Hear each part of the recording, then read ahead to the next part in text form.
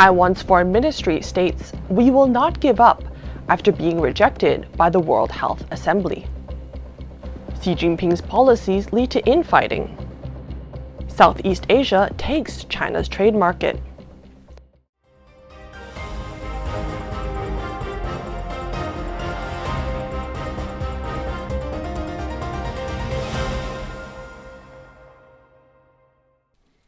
Welcome to Sound of Hope News.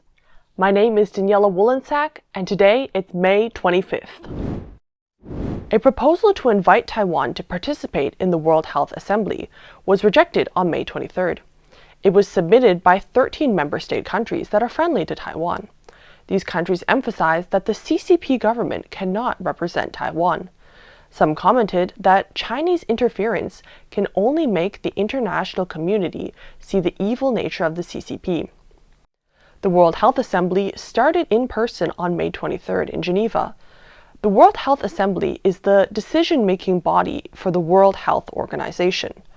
According to the WHO's official website, the proposal to invite Taiwan to attend the World Health Assembly as an observer country was the only supplementary item in the agenda. There was a 2-on-2 debate beforehand to decide if this proposal should be added. Eswatini and Tuvalu supported the invitation, while China and Pakistan opposed it. After the debate, the conference chairman then asked if there were any new member applications. Taiwanese legislator Li Qingyi said, "We raised our hands high, and they chose not to see our hands." In the end, the WHA decided not to include Taiwan's application in the official agenda. Li Qingyi pointed out that the CCP representative stated, "Taiwan's becoming an observer lacks legitimacy on the One China principle."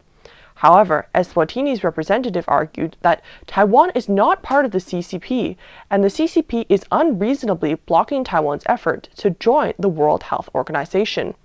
In reality, Taiwan's desire to join the WHO is for the health and wellness of its people, not for any political purpose.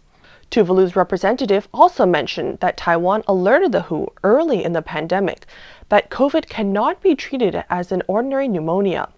Taiwan's actions fully demonstrated its contribution to the WHO and the world.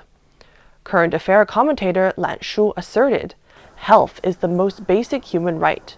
By not allowing Taiwan to participate in the WHA, the 23 million people in Taiwan will be denied the channels to obtain crucial health information. This is depriving the Taiwanese people of the most basic rights of health and wellness." Diplomacy is an extension of domestic ideology, and the CCP's actions at the WHA can only make the international community recognize its anti-humanity nature. Taiwan's foreign ministry proclaimed that it would continue its strong collaborative efforts with friendly nations to seek to participate in the WHA as an observer and to participate in WHO general conferences and activities. A joint delegation of Taiwan's Foreign Ministry and Health and Welfare Ministry has arrived in Geneva, where the WHA is meeting. They plan to meet with participating countries outside of the WHA conference. The World Health Assembly is still in session, and it is expected that more countries will speak up on Taiwan's behalf. The CCP media Xinhua News Agency launched 50 online short films on the 23rd about Xi Jinping, claiming to educate the public about Xi Jinping's journey. According to public information, from 1945 to 1982, the highest position of the CCP was titled the Chairman of the Central Committee of the Communist Party of China. That changed to the General Secretary after the party's chart was revised at the 12th National Congress. The General Secretary generally also serves as the CCP's Central Military Commission Chairman. Though the Chinese Communist Party has killed millions of people during its regime, Mao Zedong had himself decreed a great leader.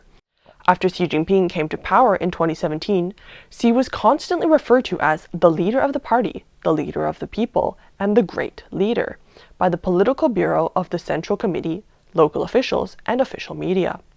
On April 22nd, Xi Jinping was elected as the representative of the 20th National Congress of the Communist Party of China in Guangxi.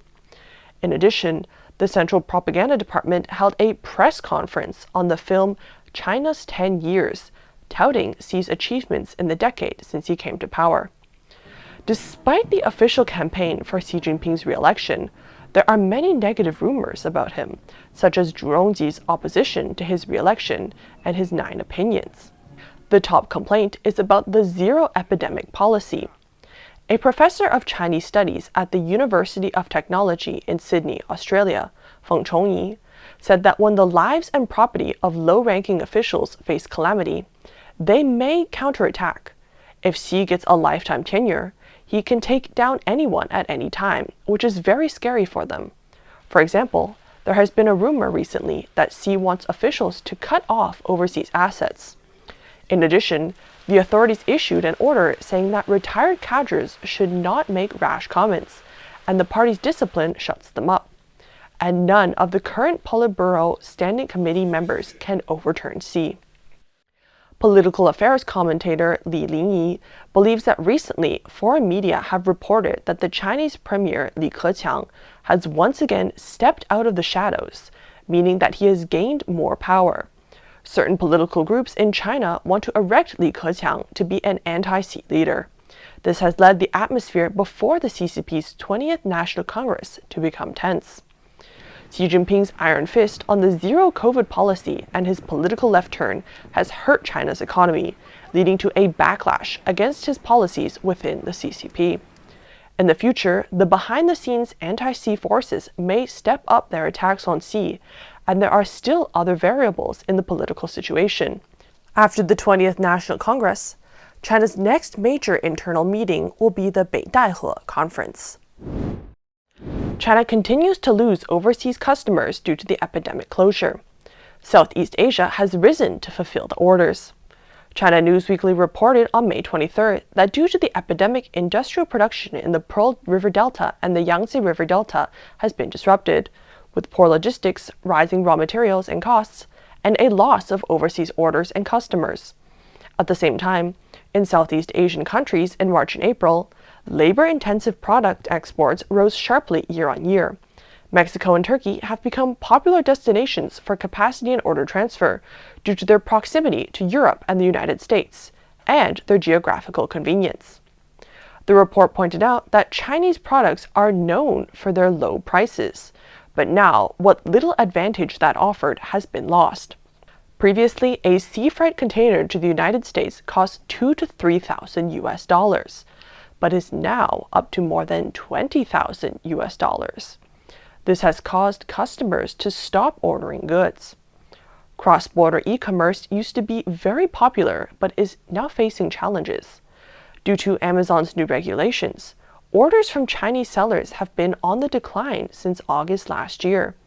In contrast, this year's exports from Southeast Asia increased sharply. Since March, Indonesia's exports grew at a year-on-year rate of more than 40%, Vietnam more than 30%, and Malaysia, Thailand, the Philippines about 20%. According to the China Electrical and Mechanical Product Importers and Exporters Association, China's cell phone industry accounted for about 90% of global production capacity at its peak, but last year it dropped to 70%. Countries such as India and Vietnam have become the main areas of inflow. China was already impacted by the US-China trade war started in 2018.